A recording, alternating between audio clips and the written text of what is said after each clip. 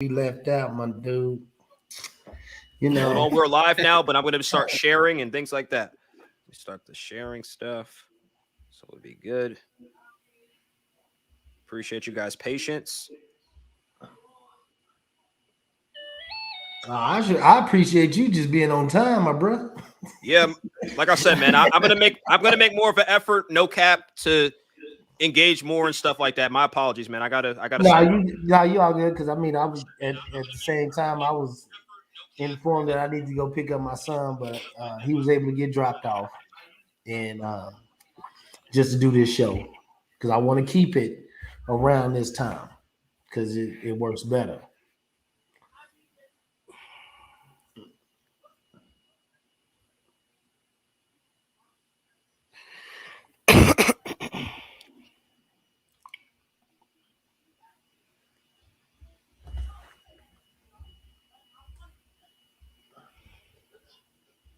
Because I seen the text that Sean said he was getting back in Atlanta, or he's not in Atlanta yet.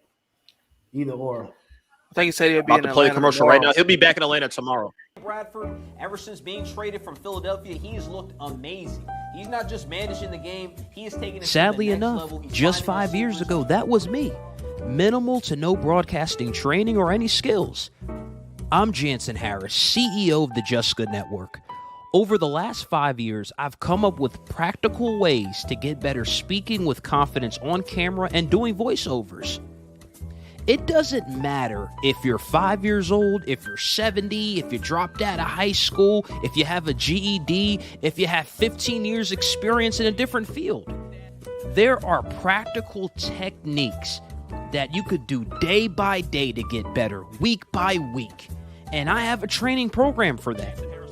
If you're interested in getting better in transparent and practical ways, inbox me today or visit us at justgoodnetwork.org. Let's get better together.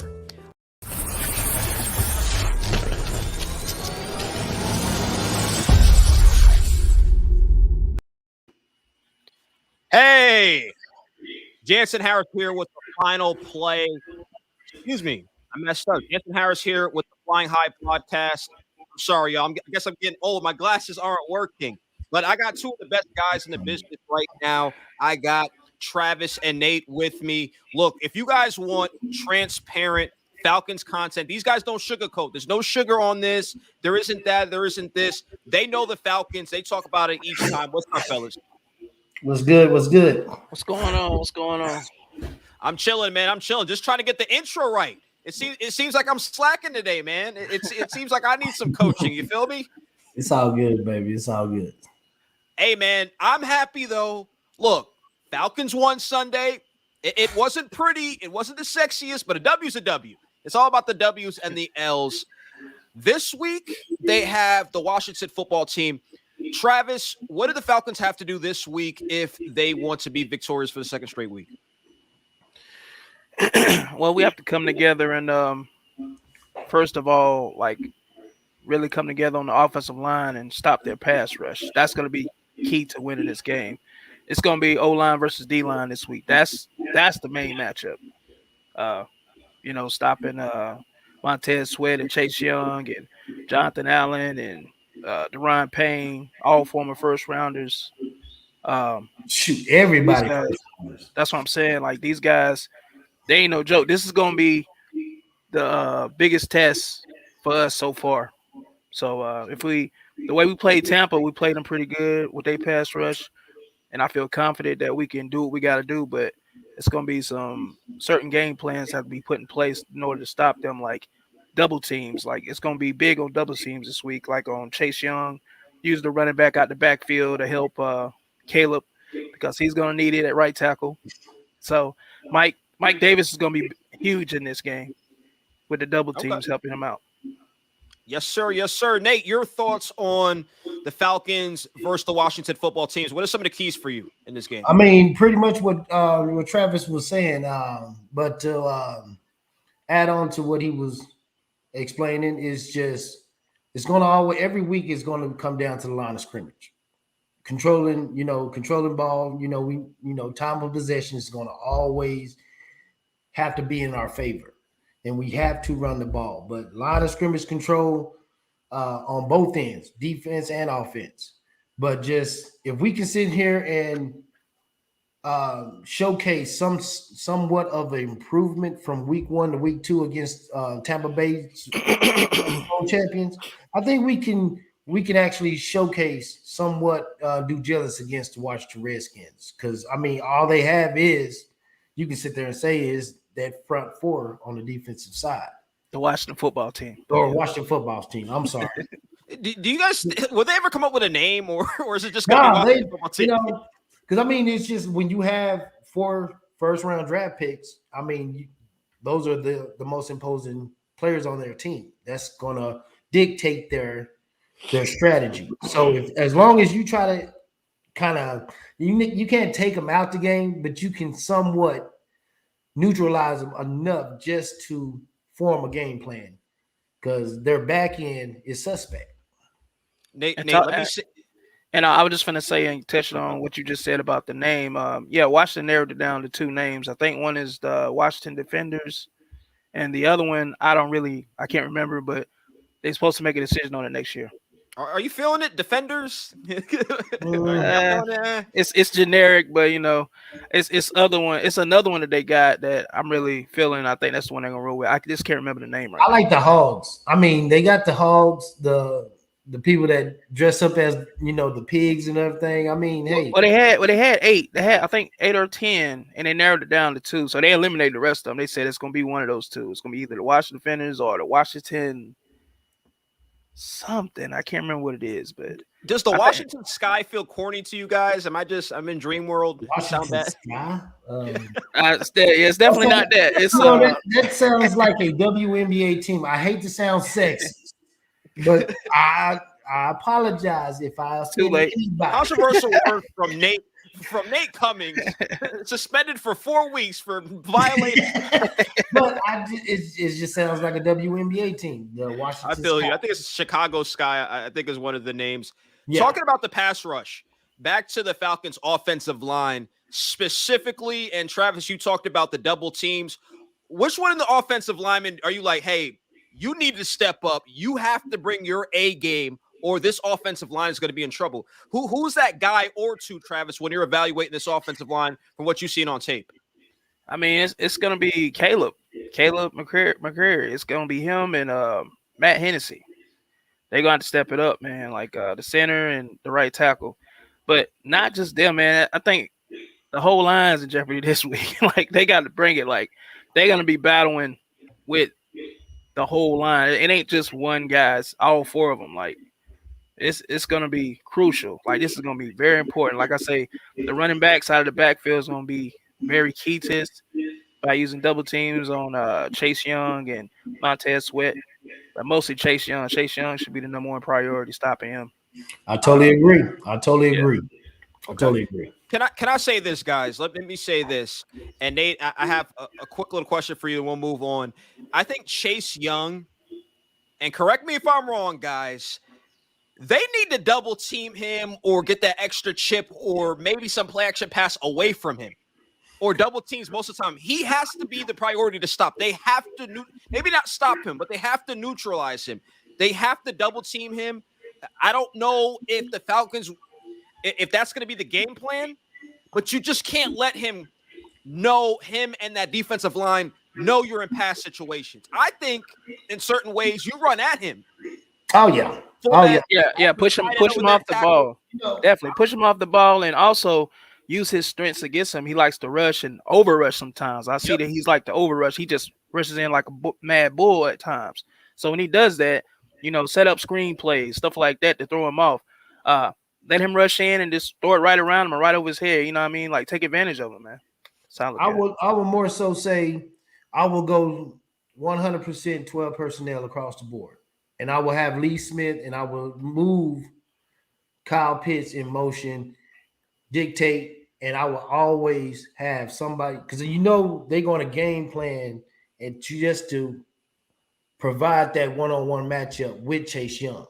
Now, if he moves to Caleb and say Lee Smith is not on that side, then that's when you chip him, and vice versa. But I'll go 100%, and I will have so many plays out of 12 personnel this game. 100 grand.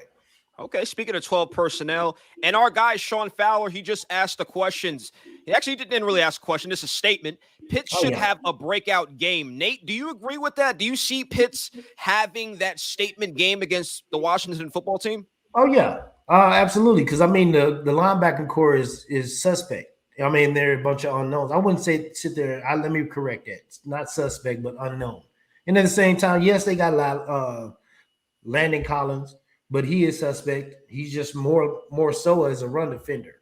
But when you have a specimen like Kyle Pitts, you can dictate the matchups and you can set him to basically thrive in a situational game like this. Him and Hayden Hurst. I'm not even going to exclude Hayden Hurst. Hayden Hurst should have a big game. They should be able to feed off of each other. Travis, your thoughts on Sean's comment? He said Pitts should have a breakout game. Are you feeling it? Are you feeling that vibe? Do you think Pitts maybe he'll get in the end zone, 100 yards, something, deep plays on the field? Absolutely. They should let him go, man. Let him loose, man. Let him do some inside post routes, some deep routes. Let him test these linebackers out so he can run with them. And even if they can run with him, throw that ball as high as he can jump and catch it. Ain't nobody going to jump with him, so use him, man. Him and Hayden Hurst, like Nate was saying, double tight end sets, man. Like I said, we should take advantage of their linebackers and then just spread them out, man. Keep them spread out. You know what I mean? And when we do bring plays where the running back has to run the ball out the backfield, keep those running backs in and protect against Chase Young and Montez Sweat. It's time to let if you're gonna throw Jalen Mayfield in the fire, it's time to throw Kyle Pitts in the fire and just see what he does. I mean, and that's another one too, Mayfield. I'm sorry, I don't know why I wasn't thinking about Mayfield. Yeah, he definitely. I was really shocked with Mayfield. I mean, he did good last game. He did really good. You know, he vastly improved. So I say when it comes to the offensive line, Jeff Hennessy, and you know, Caleb, he is having some suspect with the counters. That's his only problem. You know, when it comes to runs, he good, but it's just he need to keep his body squared up because them counters, inside moves, it's like he's easily would, you know, kind of maneuver off a crossover. They will beat him easily with a crossover. Them inside moves is killing him this year, and he need to fix that. He really do. Guys, from what I've seen from Taylor Heineke, the quarterback from the Washington football team, he looks okay to sometimes pretty good, depending on the game. Will the Falcons secondary be able to hold up? Are you guys confident that they'll maybe force a turnover or just cover well, get some pass breakups and do maybe the job that they did against the Giants? I thought the Falcons secondary did a pretty good job. Isaiah Oliver, I thought he stood out. I'll start with you, Travis. Do you see the Falcons secondary having some success against Heineke? I think they should play pretty good versus him. Myself personally, I think what you've seen from Heineke thus far has been like decent. But with us, you got to say he's going to play above that. So because we make every quarterback look like they're better than what they really are. So take the decent and add like 3 times to that, and that's what he'll look like versus us. But the key to us is getting pass rush on him and throwing him off his game, getting him off his square, and we should at least get like 2 turnovers in this game, I believe. May it be like with the blitz, maybe a strip fumble sack or an interception. I think we should get at least 2 turnovers. But yes, he's very beatable, and our secondary, if we can get pass rush like we did in the Tampa Bay game, we should be fine. Your thoughts on that, Nate? Oh yeah, Heineke, I would say he's a mid-par, decent quarterback. You know, if you allow him to, you know, do what he do, he's going to kill you. Yeah, he's nice now. You know, I'm not going to sugarcoat nothing. He proved a little bit with Carolina, and that's arguably the reason why Ron Rivera brought him over to Washington. So just to have that understanding and belief behind a quarterback to move him from one franchise to the other, he's capable of beating you if you allow it. Now, our whole standpoint is just he's a pocket passer, but he can run. Keep him in the pocket.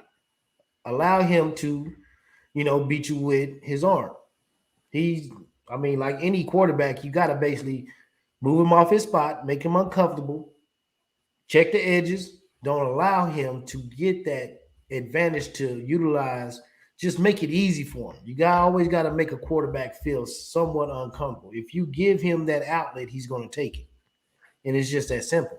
We need to apply pressure and just keep it on him and very rarely make him very uncomfortable. I think we can pull out this win.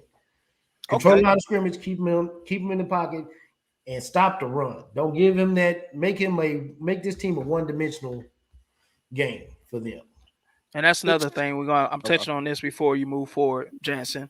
Another thing too, like Nate was saying, definitely watch him with running because they study tape too. They look and see what we're weak at, and we have a problem versus running quarterbacks. Not just running quarterbacks, dual threat quarterbacks. It's just keeping containment. It's he can run. He can run, but that falls on us. Like Nate say, we just got to keep containment, stay disciplined, stay in our spots. You know what I mean? And just don't overrush. When we rush, but rush control, like contain. You know what I mean? Because he can move out the pocket at any time. So okay. So looking at that defensive line, you guys said contain.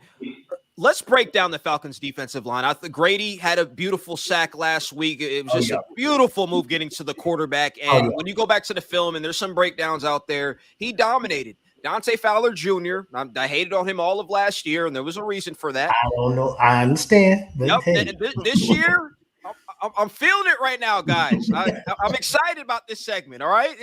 Dante Fowler Jr. got me excited about life, man. Okay, 2 sacks, 2 games. Personally, let me throw my opinion out there. Whatever. He's going to have another big game. Dante Fowler Jr., another big game.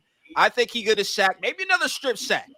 Maybe he picks it up and scores a touchdown. I don't know if that's too much Christmas type thinking, Santa Claus stuff, but we'll see if it happens. Guys, and starting with you, Travis, give me a defensive line breakdown of what you expect. Like maybe 2 or 3 guys that should have some success. Maybe they don't get to the quarterback, but you see a push up front. Something gives you hope that, okay, maybe, like you guys were saying, they're getting Heineke off his spots. Who are 3 guys you expect, Travis, on that defensive line? Give us a breakdown that should have some success against the Washington football team. Well, I would like to see Okundeji, the rookie from Notre Dame, get more opportunities. He's there. Like if you watch him on film, he's getting hurries, but he's not quite there yet. But he's working at it. I like to see him and Jonathan Bullard. That's another one I would like to see step up. From Chicago, he's really good. He's a strong player. But like I said, the usual suspects, Grady Jarrett. I know he's gonna do his thing, and Dante Fowler. Dante Fowler is actually balling this year. It's early now, but he's doing what he's supposed to do at this point. So he's stepping up. So he's making me eat my words. I got to say that. I'm predicting, and I'm going to say a bold prediction. I see Dante Fowler getting 2 sacks this game. Ooh, 2 sacks. Okay. We both I would love to see that. hey, we both are sipping the Kool-Aid. It's just because for the simple fact is just watching different breakdowns that I've seen off of Twitter, just the small details like Tyler Davison. I basically put my foot in my mouth because he's been on the fence with me because I don't see enough from him. But just watching breakdowns, just the small things he do to open up and allow other people to feed and eat. Those are the plays that I basically try to explain. You don't have to just do your job and open it up for everybody else because you have a specific role in this defense. And as long as you do your job, and like Grady Jarrett get a sack. Dante Fowler, he did an inside move, spin move, got a strip sack. Somebody, Deion Jones, if you open up a crease and let him have that open A-gap blitz where it's wide open, he gets to the quarterback. You did your specific job, and that's all it takes. Set the edge and just do your specific job. Don't try to do too much. Just do what you're supposed to do, and we will prevail. Hopefully, we see more Walker too. I like to see him have a big game. I would like to see Walker. He brings the energy, and for some reason he's just always around the ball. Always. What? He's a ball magnet, man. He's always around the ball. Okay. Offensive line breakdown. You guys touched on it and did a fantastic job. But specifically, maybe Travis, highlight a couple guys that you need to play well. Arthur Smith needs to help you guys out with some scheming on that protection, but they need to show up and do their part too. Who are some guys you're looking at this week, Travis? Well, like I said, Jalen Mayfield definitely got to play well. That's number one. He's a rookie and he's learning, but I do see the growth. He is getting better week by week.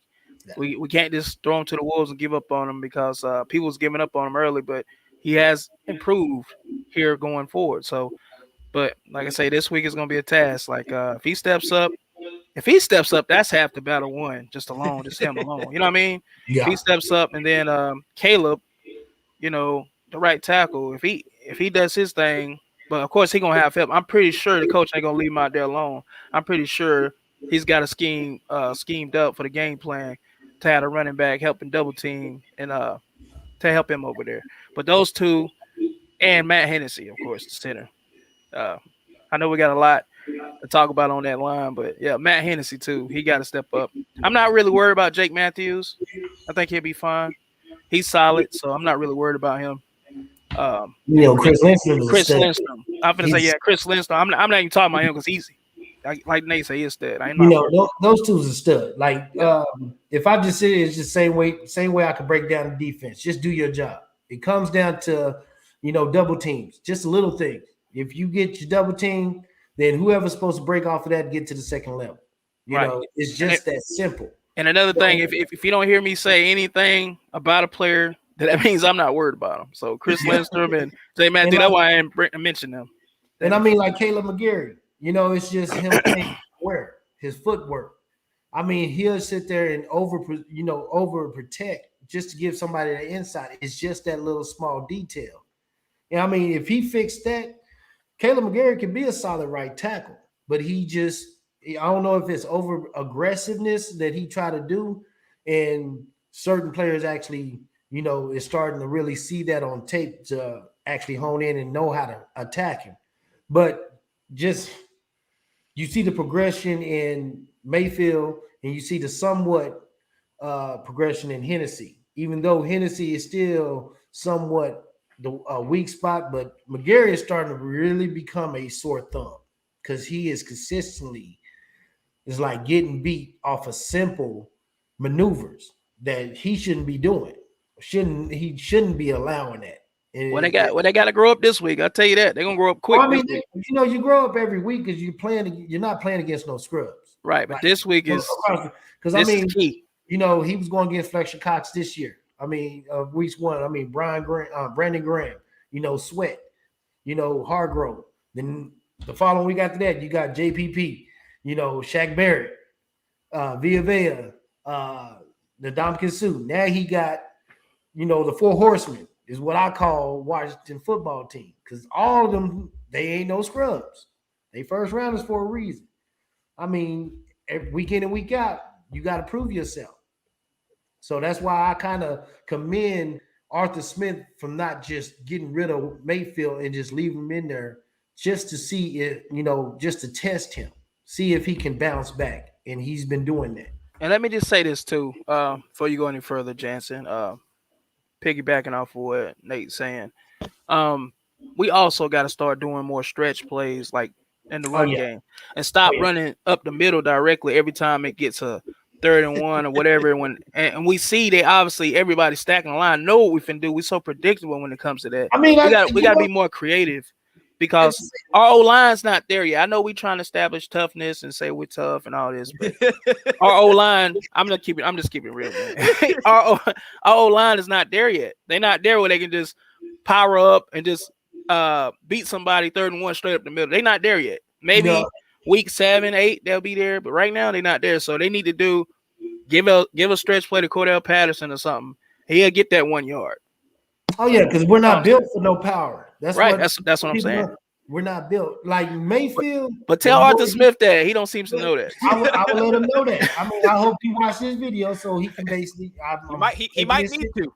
I'm breaking it down. Mayfield, the more he basically get his game, because he's the biggest offensive lineman we got, 330. So, once he get his, the wetness in the back of his ears, and he's able to do those inside traps, maybe that play will actually work. And he probably just doing it just to give him a look. I mean, if it bounce, it bounce. If it don't, it don't. It's just all about playing chess when it comes to that. But our bread and butter is the stretch because we have athletic offensive lines. And what about some play actions to the running back and off that passing to the fullback? Because they're not even expecting the fullback to run out. Do some plays like that. I see plenty of teams do this.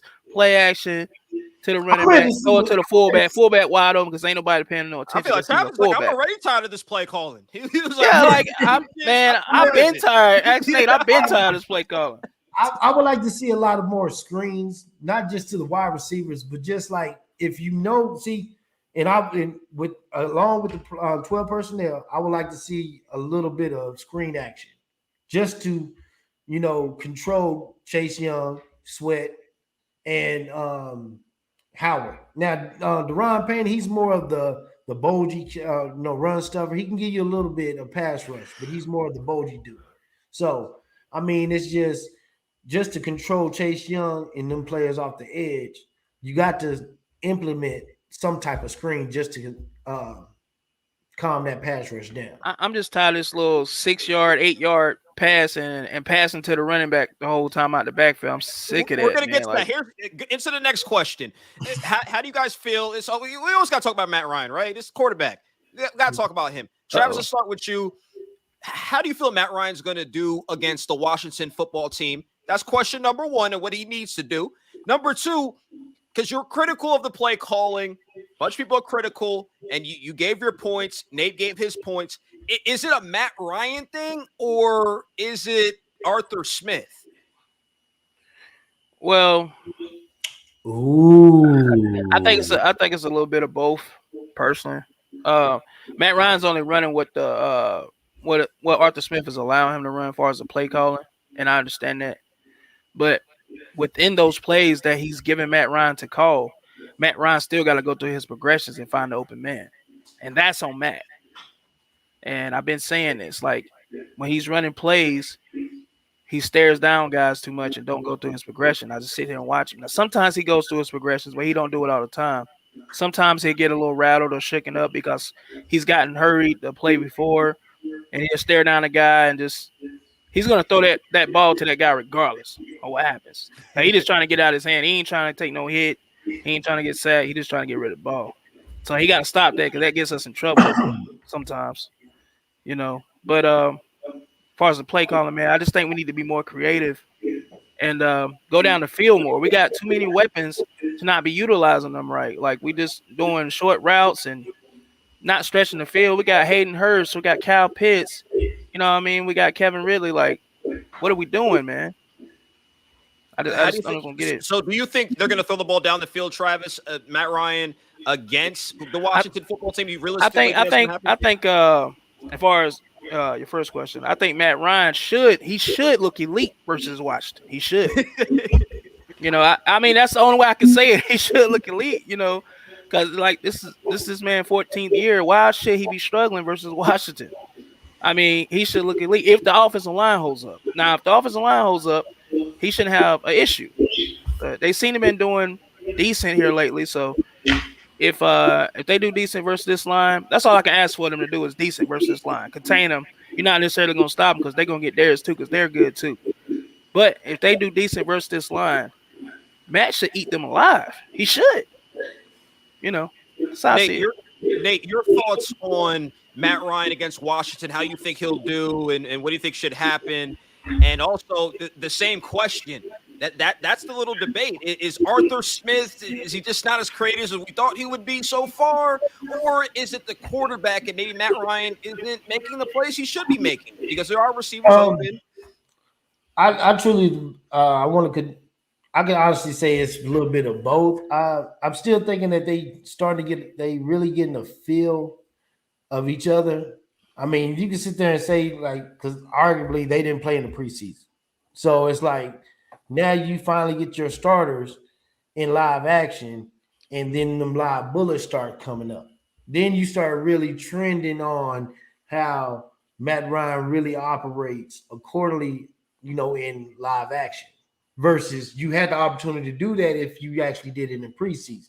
But since you wanted to wait till the regular season, the live bullets start happening, then you get what you get. You get a lot of flustered, uncontrollable. You're not running nothing, like you would like it. But I truly believe we're moving in the right direction. Everybody is somewhat. I mean, for the most part, this last game we didn't actually inflict on no penalties, which was quite surprising.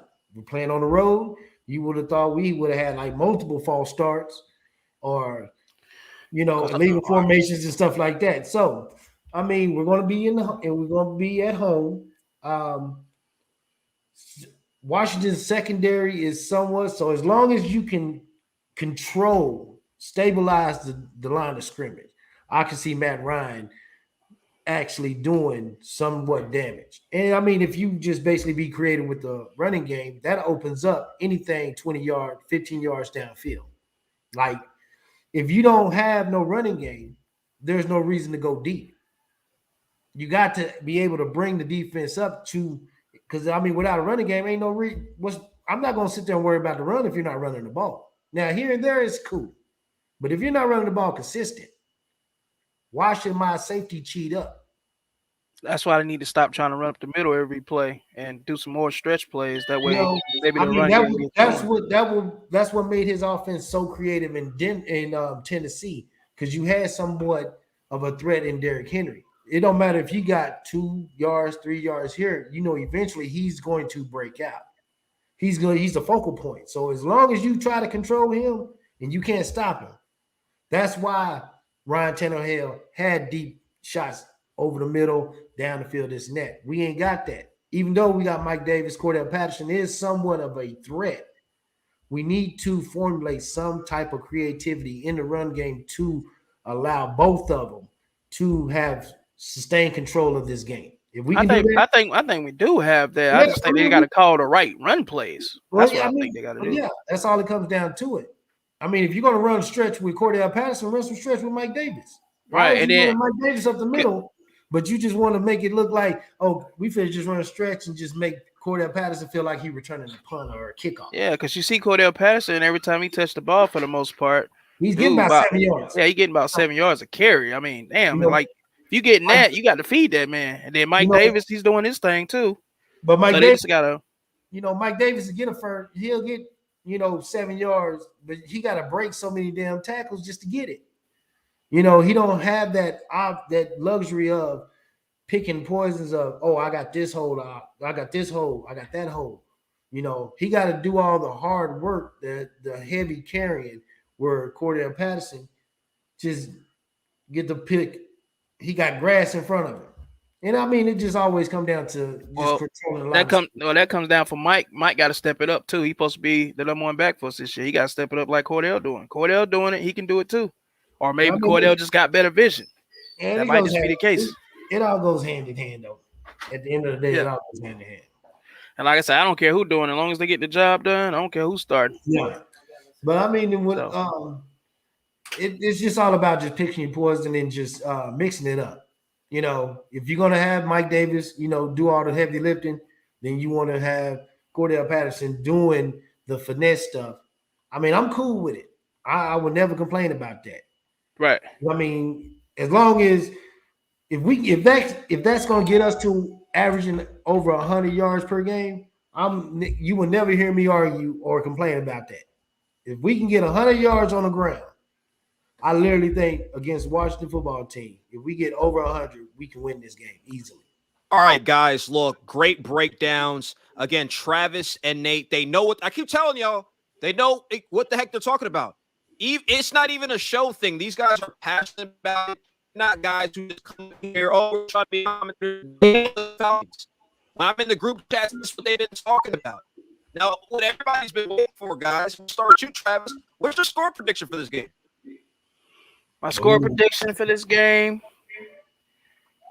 I think